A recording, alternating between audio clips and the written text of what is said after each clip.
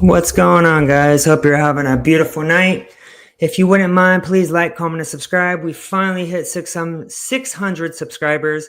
So any new viewers, please like, comment, and subscribe to Politics and Life, or you can search and find me on YouTube at California JB5460.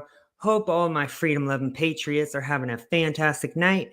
We are going to react to Msnbc, a 10-minute reel that a patriot made, put mashed up pieces together of election night, them starting by thinking delusional thoughts that Kamala Harris was going to let me turn that down. That Kamala Harris was going to demolish Trump in this election, which we all know was bogus. The polls didn't say so.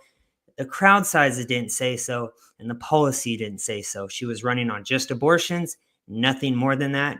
So I wasn't surprised, and no one should be surprised. Anyways, let's get it started, y'all. Please like, comment, subscribe. Excitement, all the anxiety, all the doom scrolling, all the manic refreshing of polling averages. It has all been leading to this hour. And we know you have every choice in the world for where to spend tonight. So we're really grateful that you're spending it with us. And we hope you'll be with us through the duration. How's everybody doing? First time voting? Yes. This is going to be hilarious. Good. You guys doing okay too? Yes. What's going on, Squid Man? Hope you're having a great night. We're doing great. Kamala la la.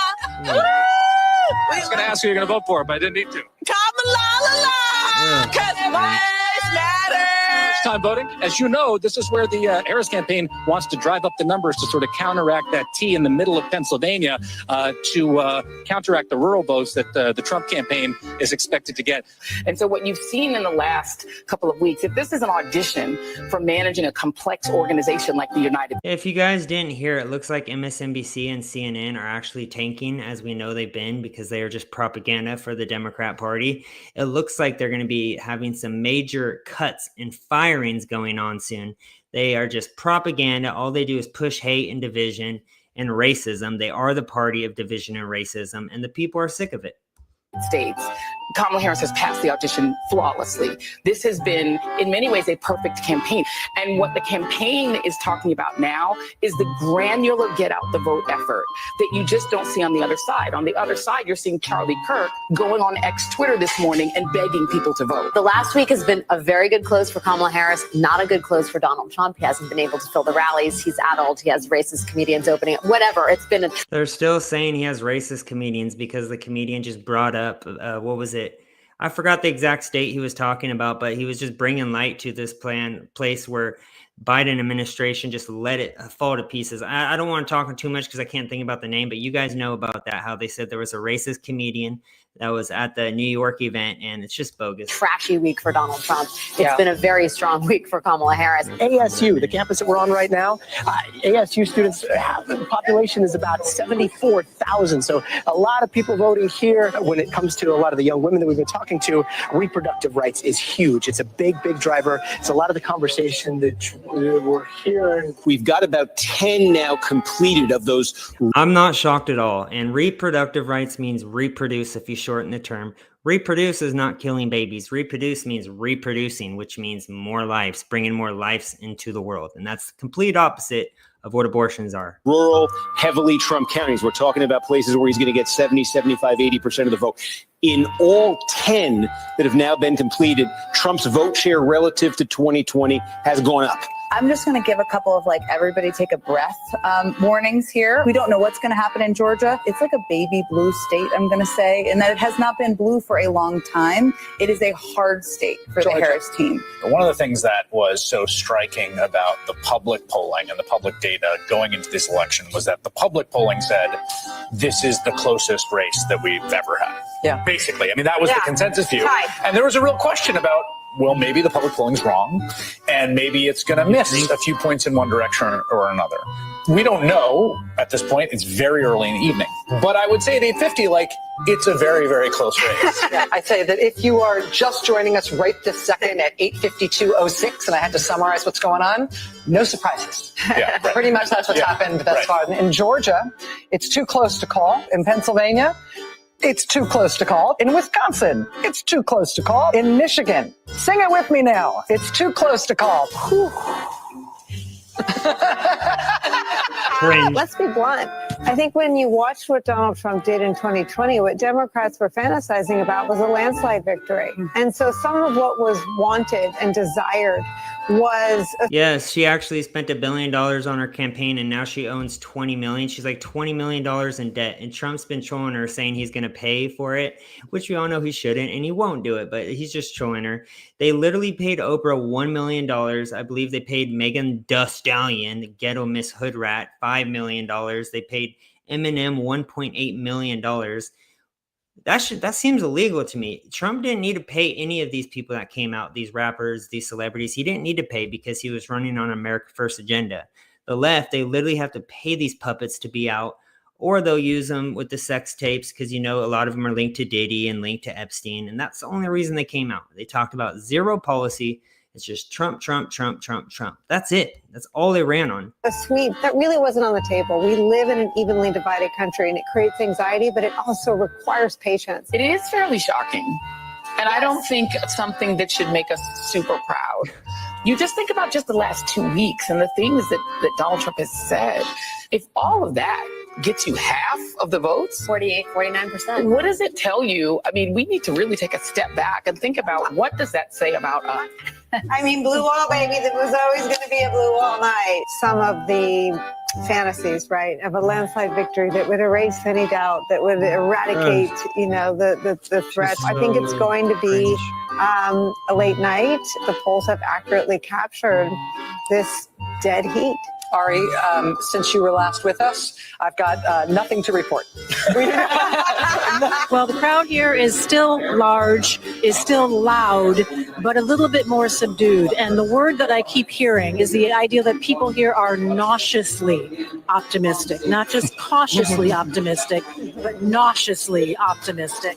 The real focus now is on that blue wall in the Midwest. They knew that this was going to be a long night and that it was going to be a real nail biter, and it appears that that is exactly what we're looking at right now. We've been saying for weeks, says O'Malley Dillon, quote, that this race might not be called tonight. Those of you who were around in 2020 know this well.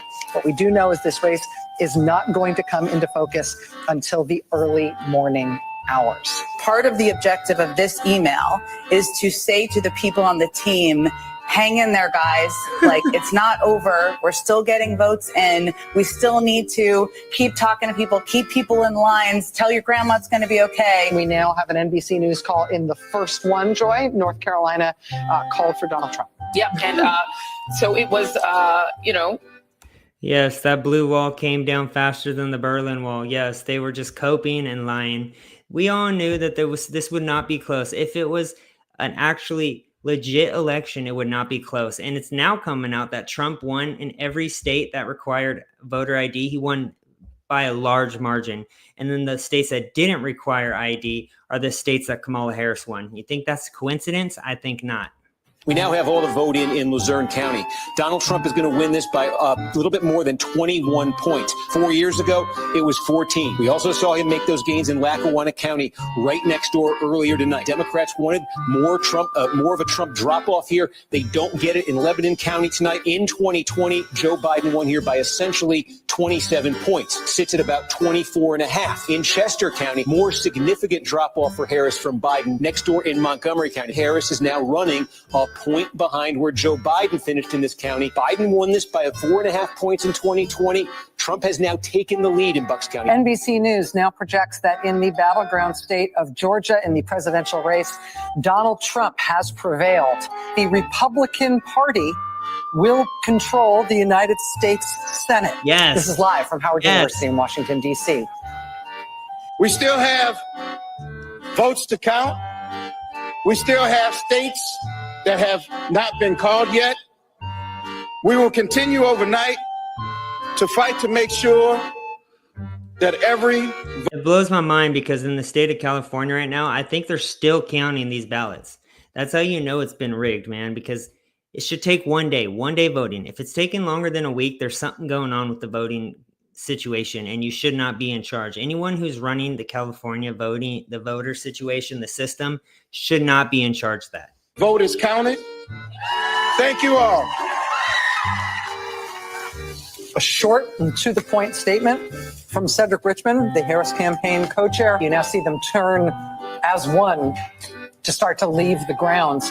The evening was getting increasingly somber as people realized what this map is looking like. They turned off the TV set and just piped up the music because the room was starting to get increasingly somber. You know, we always knew it was going to be down to the blue wall, and the blue wall is still uncalled at this point. But it sounds like the Harris campaign is sort of keeping things tight in terms of whether or not they're going to string people along into thinking this is going to happen. What they went to that venue tonight hoping to see and witness was a historic election of Kamala Harris to the presidency. Was the end of the Trump era as they knew it.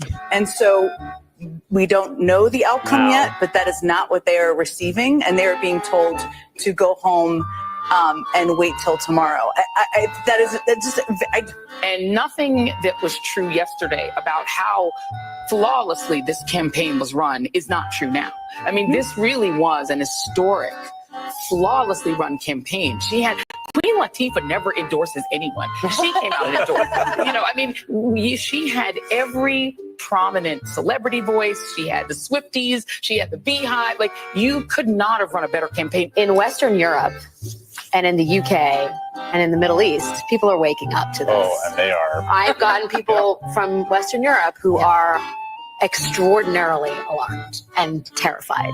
May I reiterate, there are 2 of the 7 swing states that have been called by NBC News right now, which is Georgia and North Carolina. None of the other 5 states have been called at this point. You can see this is the battleground states, Pennsylvania, Michigan, and Wisconsin, the so-called blue wall. None of those states called by NBC News. In the swing state of Pennsylvania, NBC News now projects that presidential contest has been won by Donald Trump. It presents an insurmountable future here for Kamala Harris and for the Democratic ticket. Let's watch as Trump takes the stage in Palm Beach, Florida. Boss man right there, the Donald. Best president ever. I am so pumped for this next administration. So pumped. We overcame obstacles that nobody thought possible, and it is now clear that we've achieved the most incredible political thing. Look what happened. Is this crazy? Boy, it's going to be a real tough speech for her. Oh, I love it. I love it. And I love the liberal tears that came. And before we get to the next video, I just want to read some of the people who are going to be in his administration that have already been talked about. I actually know one of them. I used to be best friends with one of them growing up, but I'm not going to mention who, but he is on this list. Vice President J.D. Vance. I didn't know much about him at first, but man, have I really gained respect for J.D. Vance the more I hear him speak. What a smart man he is. Secretary of State Marco Rubio.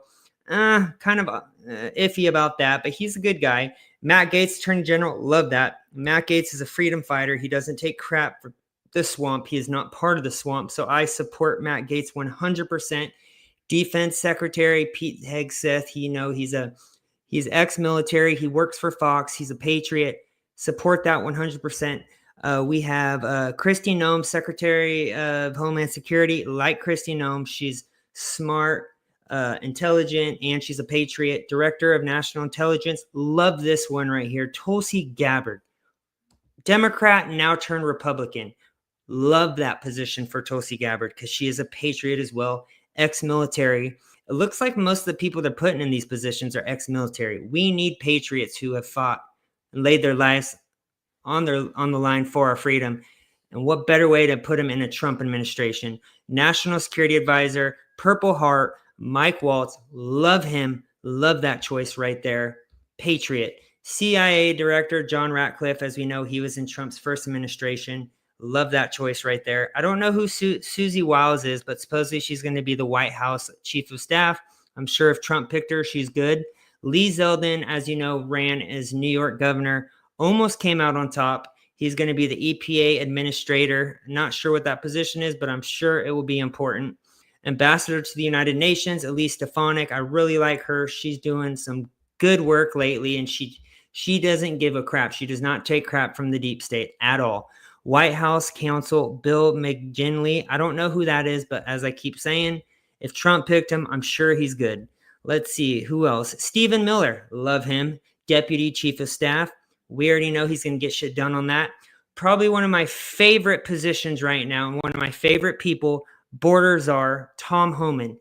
I need to react to Tom Homan's old videos because, as you know, he doesn't take crap for anyone. He makes liberals cry on a daily basis. He is going to help with the biggest deportation in our country's history, which is needed now more than ever. So I support Tom Homan 100%. Probably one of my favorite picks right now for Trump's administration. Mike Huckabee, another patriot. His daughter is governor, I forgot of which state, ambassador to Israel.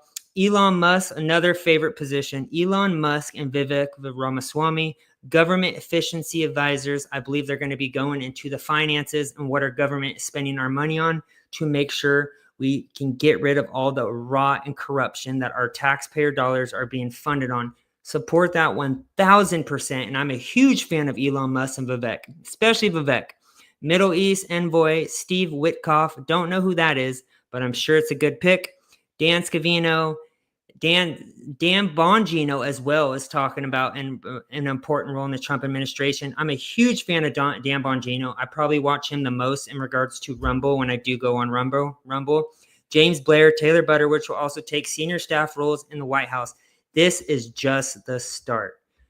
I am pumped, ladies and gentlemen, as you should be too. This is going to be a record economy, record administration, and it's going to set the groundwork for a beautiful America First future. This happened also on election night. CNN, by the way, this was CNN. Zazarki, I don't know his name, slams Democrats for illegal immigration, lawfare against Trump, and deeply liberal woke culture of censorship. Will they listen? Let's see what he has to say. But they blew it. The New York Times estimates that Harris will lose the national popular vote. Yes, Squid Man. What I like about Vance is he was bought in the media and he woke up. Yes, he actually used to hate Trump. He used to say Trump was Hitler, and he woke up. People evolve. That's what the Democrats seem to forget. People can evolve and change their way of thinking, and it's possible if you just listen. The problem is with the left, they don't listen. They just listen to their very small minority of their woke base who has, no offense, they're not that bright. They vote off single subject policies and nothing more. And that's who they go and portray all of their policies off. That small minority, that cringe small minority. By about 1.5 points, a first for Democrats since 2004. Global inflation is something that was hard to shut down, but there were other issues the Democrats flubbed, which inflamed the opposition and depressed their base. I'm going to talk about them here because it's the right time to do a postmortem. They won't learn. But to avoid appearing to have 20/20 hindsight. And actually, the left lately is actually not clowning, but coping and actually degrading minority voters, calling them racist because they voted for Trump over Kamala. They're acting like we had to vote for this woman because she's a woman of color. People are done voting off identity politics. People are done with that because people are realizing that everyday living is expensive. It's skyrocketing. They can't afford to pay groceries or put food on the table or feel safe in their cities because it's being overran by illegals and criminals. So yes, they won't learn. You are correct on that statement, my friend. I should say that I have noted each of these mistakes at the time, often provoking angry responses from the left. The first big error was the Biden administration's blindness to the collapse of the immigration system and the chaos at the border. An asylum system that was meant for a small number of persecuted individuals was being used by millions to gain legal entry. Instead of shutting it down, liberals branded anyone protesting as heartless and racist. They missed a massive shift in American public opinion in just a few years. In 2020, the percentage of Americans who wanted to decrease immigration was just 28%. By this year, it was 55%. When Kamala Harris went on The View and was asked how she would have differed from Biden, instead of basically saying nothing different, she should have said, "I would have shut down the border early and hard." The second error was an overzealous misuse of law to punish Trump. The most egregious of the cases pursued was Alvin Bragg's one in New York, one that even he was once skeptical of, but was reportedly pressured by some on the left into pursuing. Some cases, like the Georgia one, were legitimate, but the host of them piled on in rapid succession gave the impression that the legal system was being weaponized to get Trump. It confirmed to his base what it had always believed, that overeducated urban liberals were hypocrites, happy to bend. I agree, Squid, man. I think the reason why Vance came to reality is because Trump came to Ohio to help Vance's people. Yeah, and the Biden administration totally forgot about the people of Ohio. Also forgot about the people of North Carolina, where you're from, which I feel terrible for, because now the government's going in and it's 100% a land grab for the lithium, as I'm sure you've been told. They're literally coming in and paying off these people who lost everything, very small checks. And if they're not going to do it, they're going to kick them out and force them out. We need Trump back now. Otherwise, they're going to start taking Americans' land over. And what do you think they're going to do with that after that? They're just going to bulldoze it over, use it for lithium, and probably use child labor to do that as well. It's disgusting. And what about the people in Hawaii? They still haven't gotten any help as well. We have thousands upon thousands of people missing in all of these tragic events. And what does the government do? They are funding illegals with free everything and sending billions of our taxpayer dollars to Ukraine, to Israel and Gaza, to Lebanon, while they're creating these wars and doing nothing to solve these issues. We need America first 100% in the White House. Oh, you're in Tennessee. I'm sorry, bro. There's just so many events happening right now. Sometimes I misspeak. I apologize. Yes, Tennessee, you are correct. Rules and norms when it suited their purposes. It's worth noting that in this week's election, a CNN exit poll found that among those who believe that democracy in the U.S. is threatened, a majority supported Trump. Lawfare turned Trump from being a loser into a victim.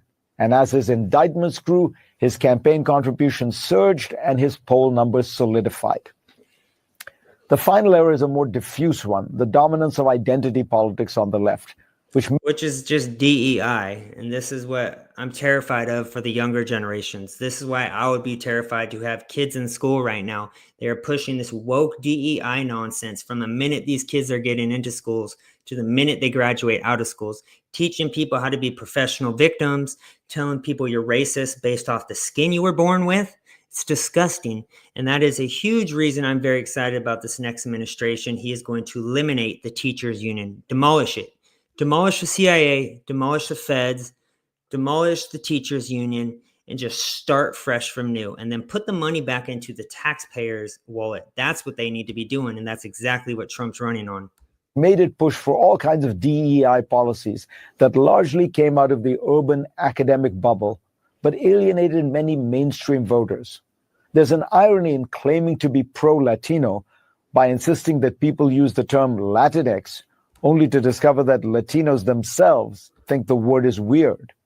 This kind of obsession made Democrats view people too much through their ethnic or racial or gender identity, and it made them miss, for example, that working-class Latinos were moving toward Trump perhaps because they were socially conservative, or liked his macho rhetoric, or even agreed with his hardline stance on immigration. One of Trump's most effective ads on trans issues had a tagline: Kamala is for they, them. President Trump is for you. The problem is much deeper than simply one about nouns and pronouns. The entire focus on identity has morphed into something deeply illiberal, judging people by the color of their skin rather than the content of their character.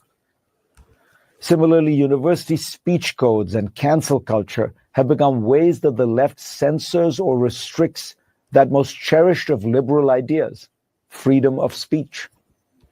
One simple way to think about the lessons of this election is that liberals cannot achieve liberal goals. Well, Squid Man, this is a good point you're making. If you do have kids, I recommend you homeschool them. If that woke shit is still going on, yes. And actually, Trump's talking about putting in plans where if people start homeschooling, or let's say you open up a school for more than one children, if it's not just your own, but more, paying these parents to do that. I am so for homeschooling, because right now, all these schools are, especially in the state of California, are just indoctrination centers. It's DEI, woke nonsense, and transgenderism. That's it. And these kids, if the parents don't go along with your your pronoun of choice, or let's say you want to transition, they are literally coming into some of these houses and taking the government, that is, taking these kids away from their parents. They're not the parents. The parents are the parents. What gives you the right to go in and tell, as the government officials, and tell these parents who gave birth to these children what they need to do with their children? You have zero right to do that. Goals, however virtuous, by illiberal means. Yeah, I love it. I love it. I love it. I love that CNN is actually kind of going right in the middle now these days, because as you know, they are doing mass firings, as they should be, because they have no one really good that works on their news station besides Scott Jennings, which we're going to react to right now. This was from today. Scott Jennings, my favorite person that works on CNN, probably the only honest guy with integrity on that. Anyone have confidence in the current leadership of the Pentagon and the way the defense situation has been operating for the last several years? I mean, from the Afghanistan pullout, which was an extreme debacle for which no one was held accountable. We've had spy balloons flying over the United States. We built a $300 million pier as a public relations stunt, which wound up killing an American service member. I'd say I've had just about enough of the so-called insiders running the Defense Department. I think we ought to give Pete Hegseth a chance, because he's got two. Yes. All the criticism of him is that he's not the expected Washington pick. And I'm just saying to you that the American people just voted against the expected Washington pick. Yes. So he's got 20 years in service, Afghanistan, Iraq, 2 Bronze Stars, Princeton, Harvard. Yeah, Pete Hegseth is a patriot. He actually served, unlike these unqualified jackasses that work at CNN who just push propaganda for the Democrat Party on a daily basis. He actually is a patriot who cares about his country. He fought for his country. He defended his country. And anyone that actually listens to what comes out of Pete Hegseth's mouth knows that he is America first. And that's exactly why they don't want him, because he can't be bought and he's not a Washington bureaucrat. Yeah, he's on TV, but so are the rest of us. By the way, I think he ought that to list be you just gave is really interesting, because you highlighted a bunch of things that the civilian leadership of the country decided on. In the military, their job was just to execute. They execute. How did it go? I'm just saying. Abby Phillips on CNN, this woman right here, is such a disgusting human being. The fact that a person this unintelligent can get a job on a big network just shows that they really don't have morals these days in regards to who they hire at CNN, besides Scott Jennings. I'm just saying, in terms of the decision making, you're assigning decision making responsibility to the military over things that civilians were responsible for. So you make a good point. The civilian leadership made decisions, and then the people they put in charge of the Pentagon carried it out. And it was all pretty much a disaster. Yep. So now we have a new president who I think got elected in part because of some of those disasters. Yep. And he's going to put in some of the non-insiders in charge of not just this agency, but a bunch of them. Now, look, they've got to perform. They've got to perform. I mean, we got 53 U.S. senators that are Republicans. And Pete Hegseth, he's an American hero. The man won 2 Bronze Stars for his service, and he's been a champion for veterans. He's going to have to go up there just like everybody else and prove his knowledge of how to do this job. He's not immune from that, but we ought to give this man. I love it. I love it. And CNN are gripping their jaws because they know that they have nothing else to say. No one's buying it anymore, which is why they're doing mass layoffs right now at CNN. Right now is the best time to be an American, I believe, because we have such a good future ahead of us. We have more Trumps. We have a huge Trump family where there's a good potential that we'll have more Trump presidencies with his sons. Who knows? Even Ivanka Trump maybe one day will run for office. I mean, Laura Trump's about to run for Congress as well, I heard. It looks good. Let's just say it looks really good in the future of America. If Kamala won, I would say nuclear war is on its way. We are bringing back the draft. And now that Trump's back, it seems like all the wars are coming to a halt, and that the leaders of these countries that are in wars are actually trying to slow it down until Trump comes in, because we know he's a problem solver. He's a businessman. And in the end of the day, we vote. When you vote, it should be a business decision, because how you run a country is a business. You make decisions, and that's how it goes. America first all day. Trump 2024. Future looks bright, y'all. Hope you guys have a good night. Peace.